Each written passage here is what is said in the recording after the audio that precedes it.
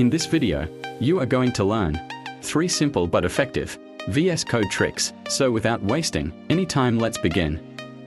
Number 1. Don't copy-paste stuff. To adjust them in the order,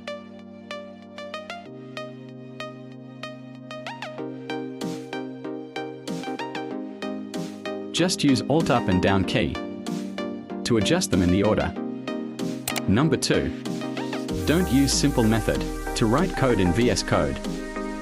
This will take you a lot of time.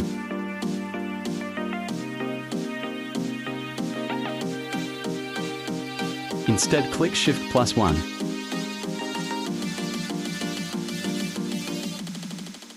And follow the steps.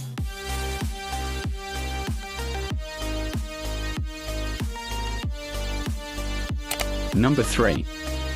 This is the wrong way of changing code. Doing it one by one is just a waste of time.